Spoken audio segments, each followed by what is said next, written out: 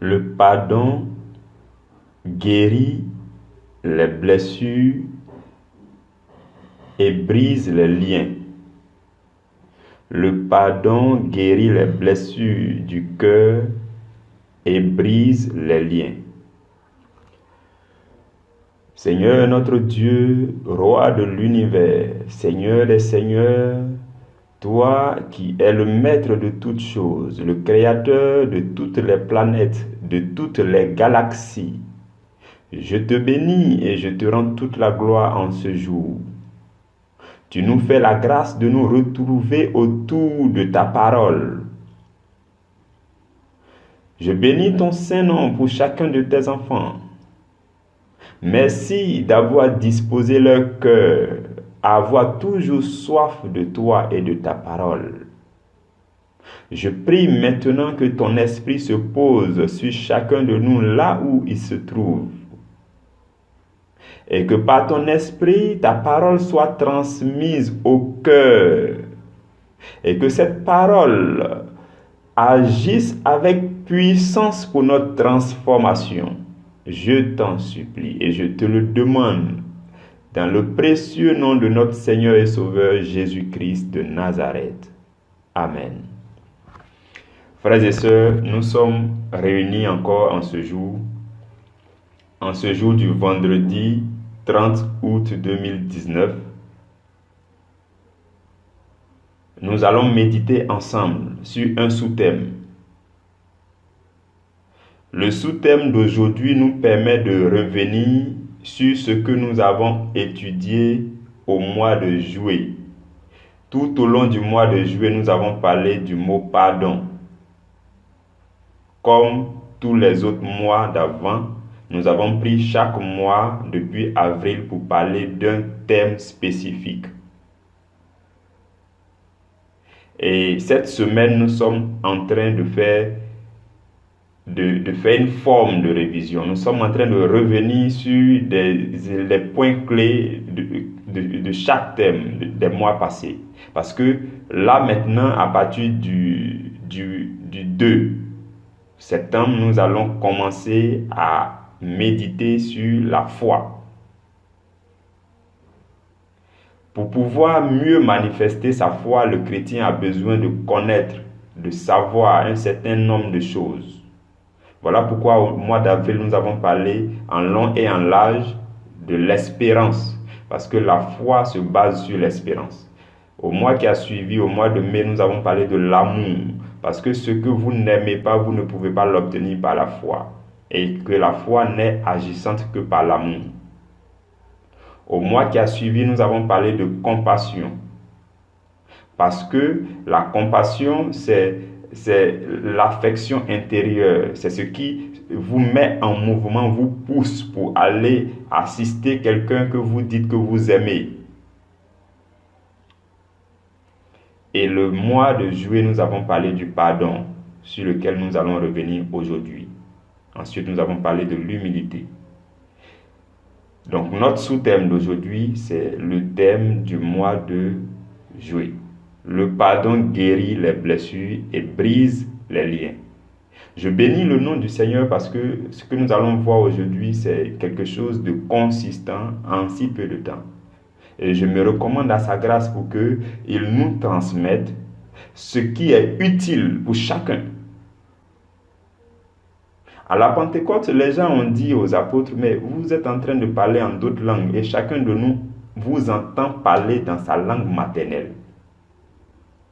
De la même façon, lorsque vous êtes 10, 20, 30, 10 000, 20 000 à écouter un même message de l'évangile, une même prédication, chacun entend quelque chose qui le concerne dans sa propre langue, dans sa langue maternelle de sa vie personnelle, au plus profond secret de sa vie. Chacun reçoit ce qui lui convient. C'est l'œuvre du Saint-Esprit. Le même message est distribué à chacun selon sa vie personnelle. Et je me recommande à la grâce de l'Esprit de Dieu pour que ce qui concerne chacun lui soit transmis. Et que cela lui soit transmis avec puissance. de sorte à faire bouger chacun de nous pour notre transformation, pour que nous puissions obéir à la parole vivante de Dieu. Durant ce mois de juillet, nous avons parlé du mot pardon et nous avons commencé par nous poser la question d'où vient la question du pardon. C'est quoi l'origine du mot pardon? On s'est juste posé la question. Au tout début, on a dit, mais attends, d'où vient-il qu'on parle de pardon? Et dans nos recherches, nous sommes passés à travers le livre de la Genèse.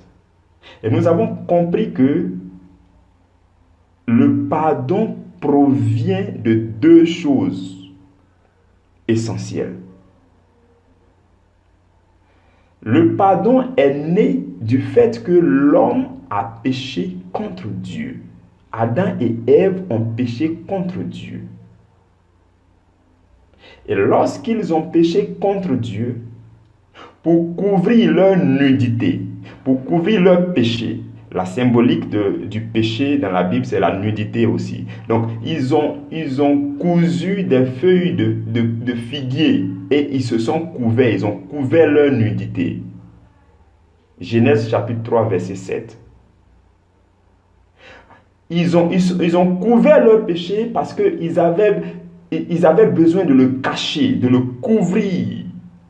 En réalité, ils avaient besoin que ce péché soit ôté. Ils avaient besoin que Dieu ne voie pas leur péché. Voilà pourquoi, en plus de se cacher avec les feuilles, ils se sont cachés de la face de Dieu.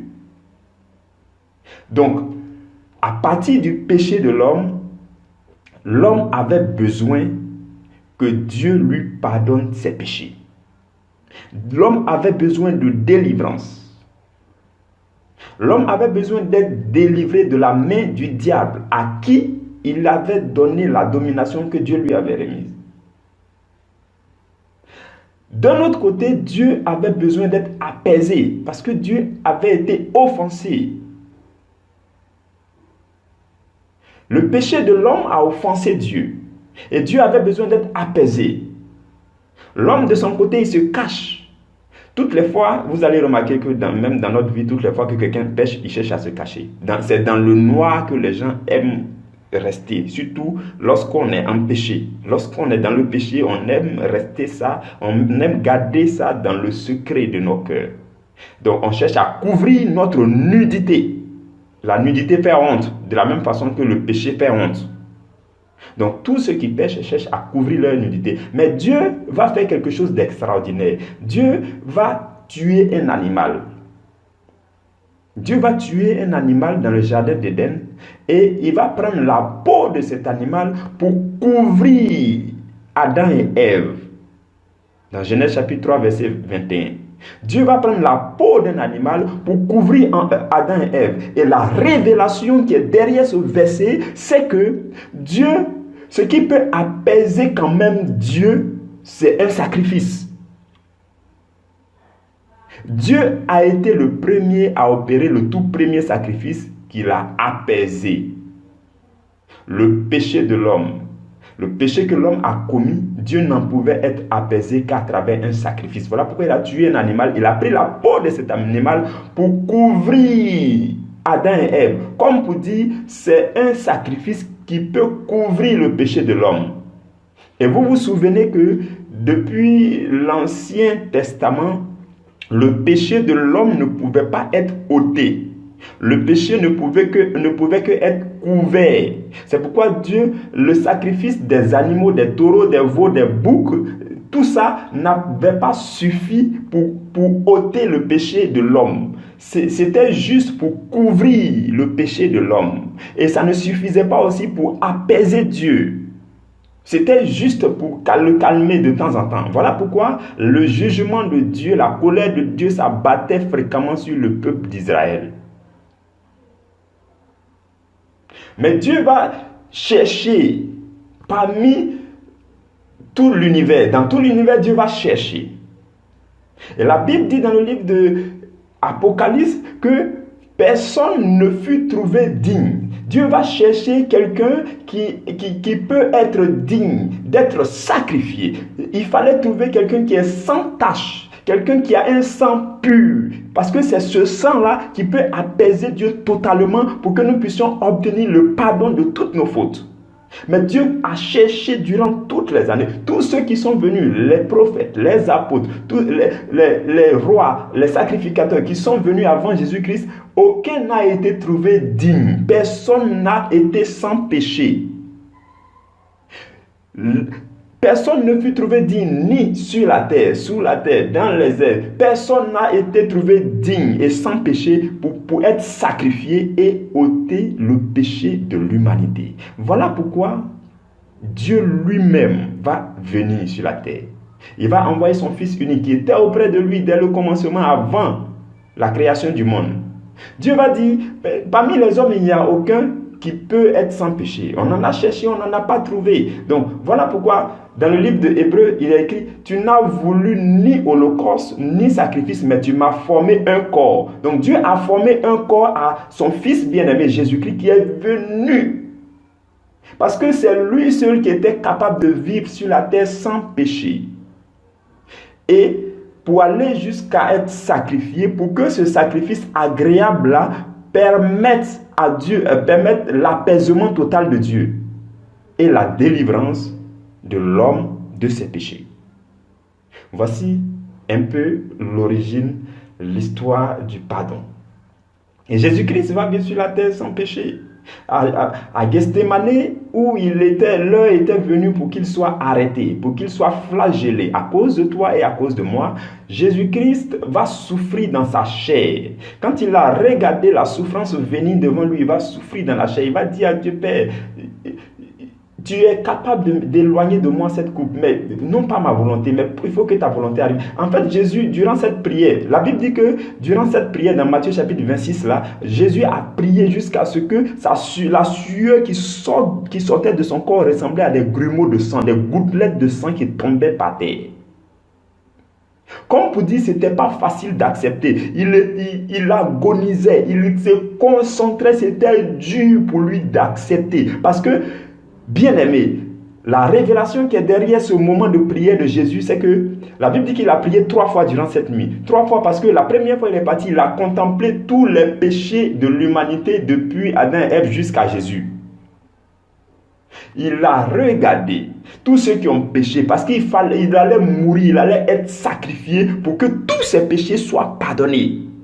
Ça, c'était la première fois. Il a pensé à tous ceux qui ont péché avant lui. Les péchés les plus ignobles qui ont été commis. Même dans Sodome et Gomorrhe, tout ce qui a été commis, Jésus devait mourir pour que ceux-là soient, pour que ceux d'entre eux qui avaient un certain niveau de sanctification puissent obtenir le pardon de leurs péchés. Ça, c'était la première prière. La deuxième prière, Jésus a contemplé les péchés que tous les gens commettaient en son temps. Dans le temps présent où il vivait sur la terre, il fallait penser aux péchés de tous ceux-là et accepter d'être sacrifié pour que ceux-là soient pardonnés. Ensuite, Jésus-Christ a prié la 3e fois parce qu'il fallait regarder tous ceux qui allaient venir après lui. Ça veut dire que le péché que tu as commis aujourd'hui, Jésus-Christ avait contemplé, il avait regardé ça dans la coupe lorsqu'il était à Gethsémani et il a accepté de se livrer pour que tu sois pardonné. Il avait vu d'avance que tu allais commettre le péché que tu as commis là et que tu connais là. Jésus-Christ avait vu d'avance que tu allais commettre cela. C'est pourquoi la Bible dit, alors même que nous étions encore pécheurs, il s'est livré pour nous. Et ayant regardé tout ça, analyser tout ça, il a accepté de se livrer en sacrifice pour que nous ayons le pardon. Voici comment nous avons le pardon de Dieu par le sacrifice de Jésus-Christ et non sacrifice des animaux. Ce n'est plus sacrifice des animaux, mais le sacrifice de Jésus-Christ.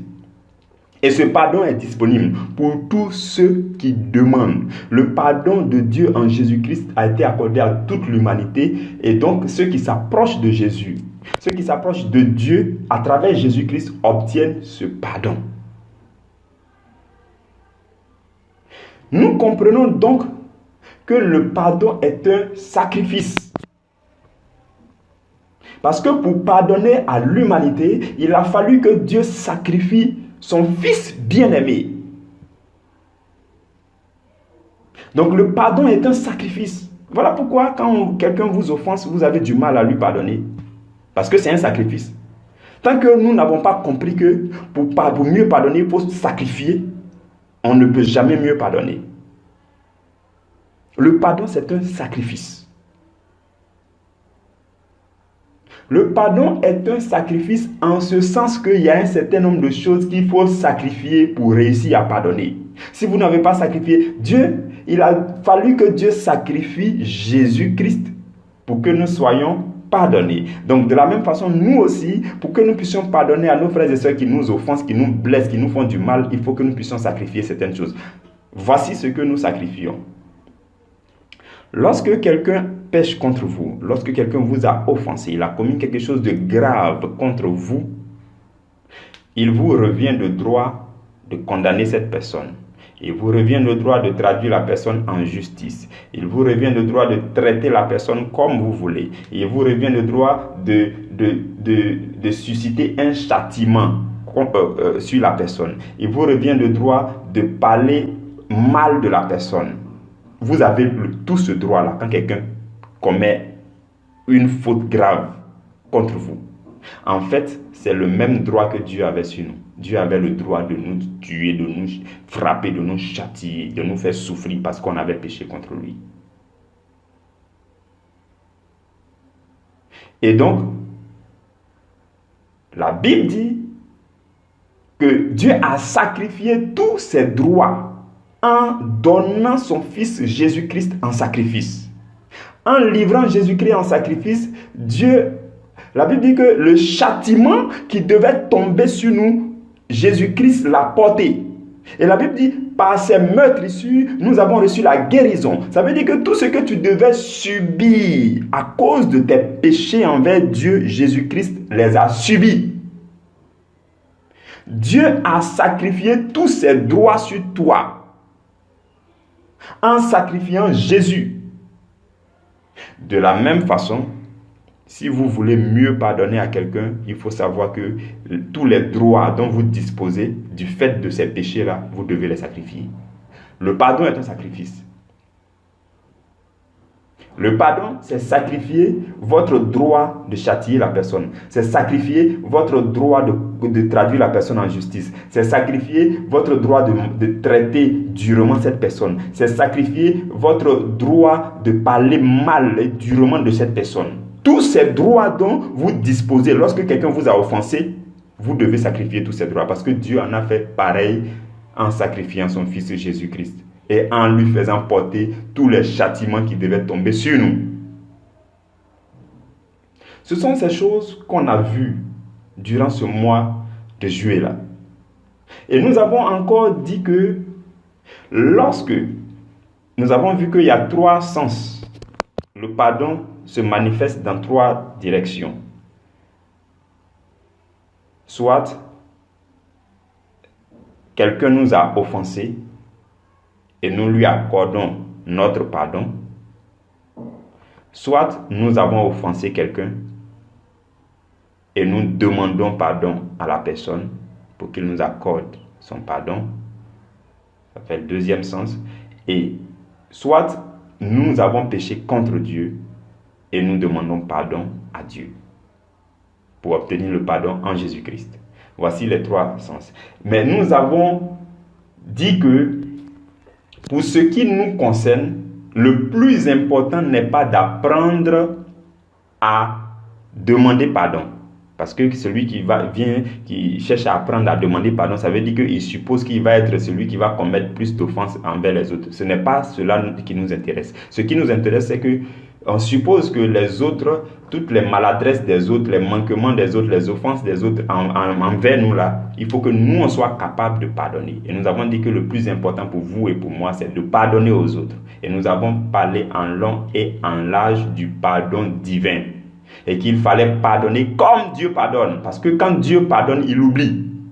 Il y a des gens qui disent, j'ai pardonné mais je ne peux pas oublier. Excusez-moi, mais vous n'êtes pas encore chrétien. Si vous avez pardonné d'un pardon divin, Si vous êtes enfant de Dieu et que vous êtes rendu compte que Dieu vous a pardonné en Jésus-Christ et que dans Hébreux chapitre 8, verset 12, Dieu a dit qu'il efface nos péchés et qu'il oublie nos péchés, nous aussi nous devons pardonner à nos frères et oublier leurs offenses. En fait, si vous pardonnez, vous dites que vous pardonnez et que vous n'oubliez pas et que vous revenez sur les mêmes choses, c'est que vous n'êtes pas encore chrétien, vous n'avez pas encore pardonné. Le pardon divin consiste à oublier.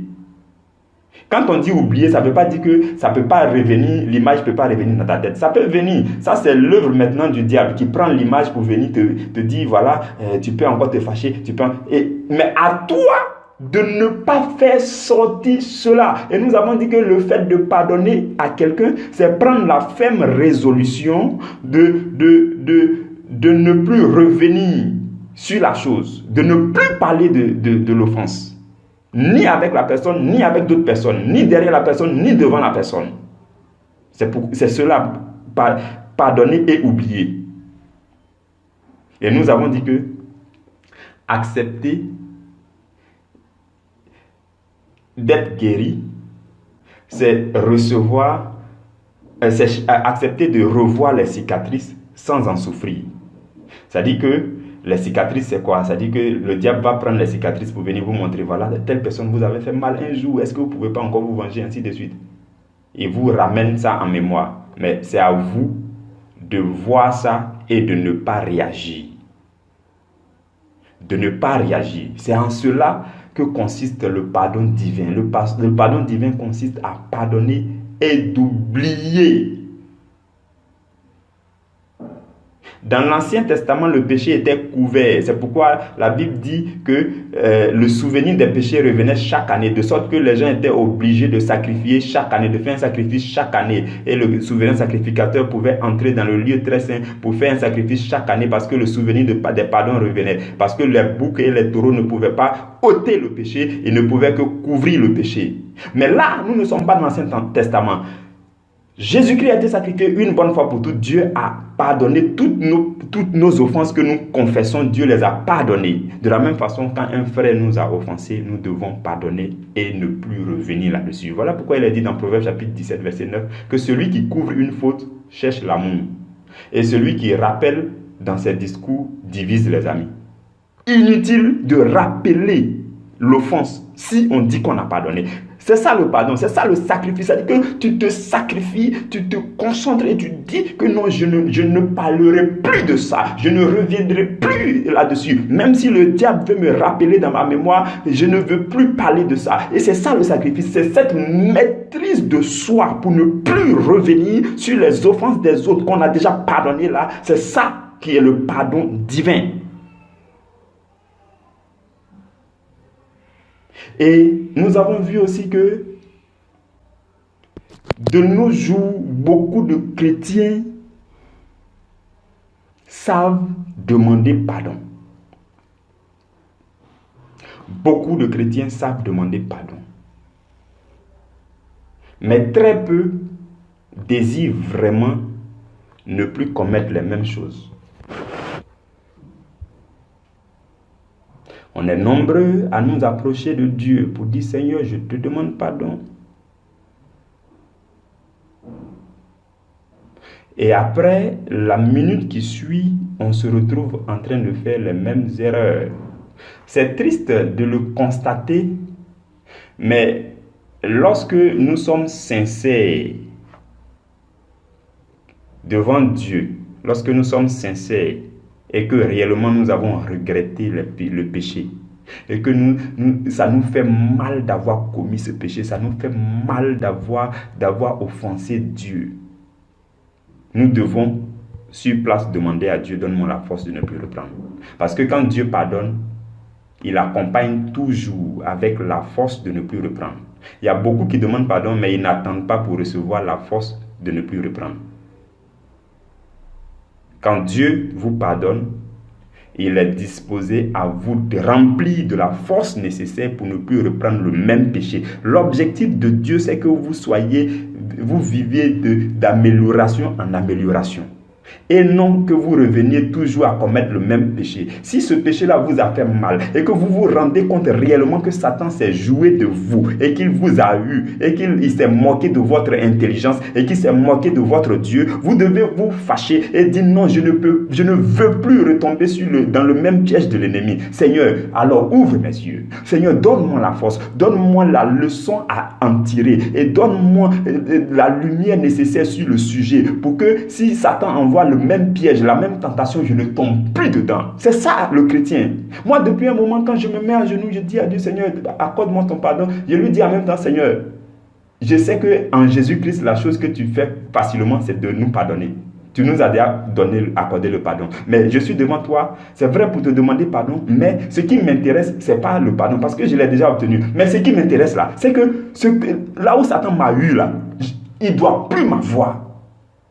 Parce que la Bible dit que celui qui est en moi est plus fort que lui. Donc, comment se fait-il que je vais retourner là-bas et puis il va me tendre le même piège, je vais tomber dedans? Non, Seigneur, il n'est pas question. Je ne sors pas de ta présence tant que tu ne m'as pas éclairé sur le sujet, tant que tu ne m'as pas rempli de force pour que je parte tenir tête à Satan, pour que quand il va envoyer le même piège, je puisse l'éviter. Seigneur, éclaire-moi, parce que je ne veux plus te blesser. Je ne veux plus revenir ici pour demander pardon pour le même péché. Je ne veux pas encore attrister le Saint-Esprit que tu as mis en moi. Seigneur, je refuse. Donc, c'est vrai que tu m'as accordé le pardon. Je ne dis pas non, mais je désire que tu me donnes la force, que tu me donnes la force nécessaire pour ne plus retomber dans le même piège. C'est comme ça que le chrétien devait demander pardon à Dieu, frères et sœurs. Nous, on se lève, on demande pardon de façon lapidaire et puis on retourne. Quand on retourne, on est toujours aveugle et puis on tombe dans le même péché.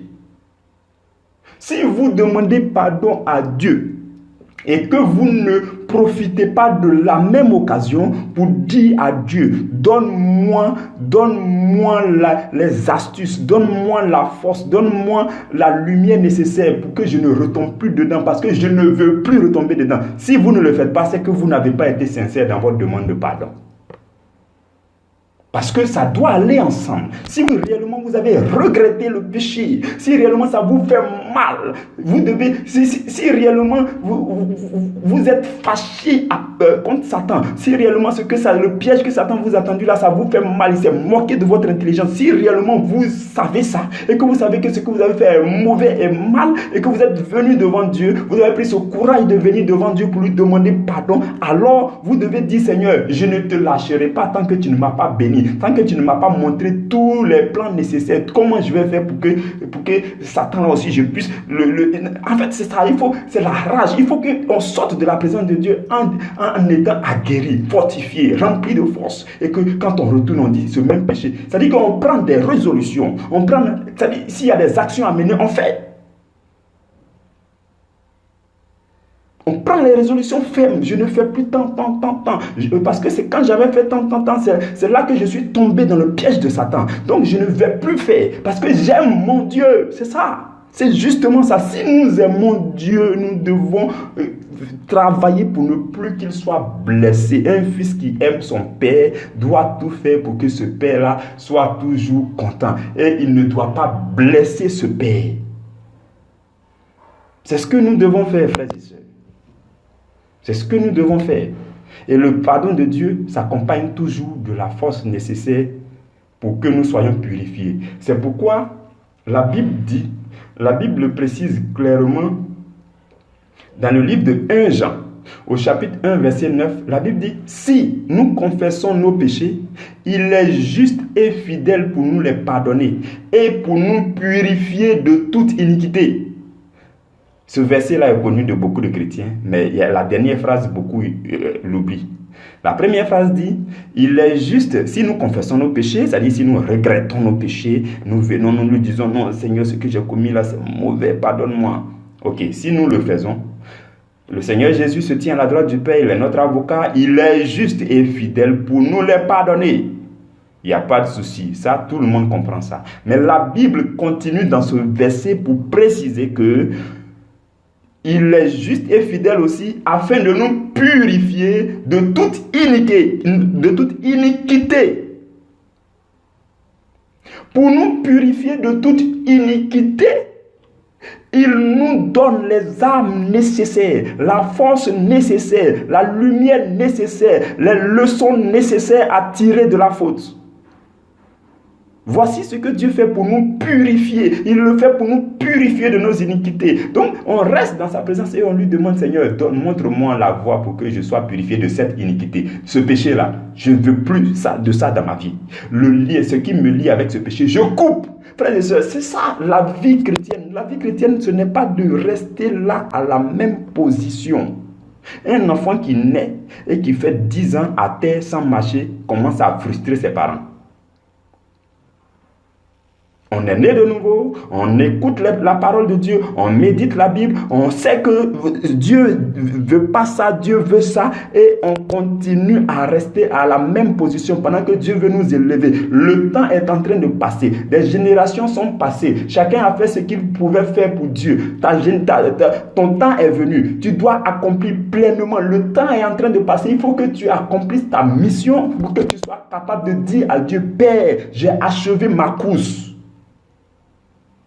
Voilà pourquoi nous devons obéir à la parole de Dieu que nous entendons, que nous lisons dans nos Bibles. Quand Dieu parle à nos cœurs, quand Dieu nous donne des signaux pour dire non, ne va pas ici, ne fais pas ça, nous devons obéir. C'est ça l'enfant de Dieu, parce que n'oublions pas que Dieu nous voit dans le plus secret, le plus profond secret de nos cœurs, dans le noir, le plus noir, Dieu nous voit. Il sait ce qu'on fait, frères et sœurs. Je bénis le nom de Dieu pour la vie de chacun de vous. Et nous allons nous arrêter là aujourd'hui.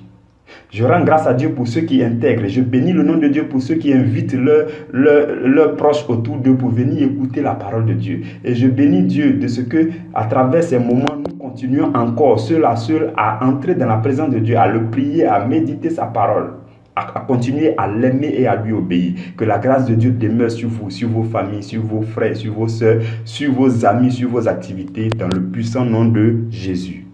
Amen.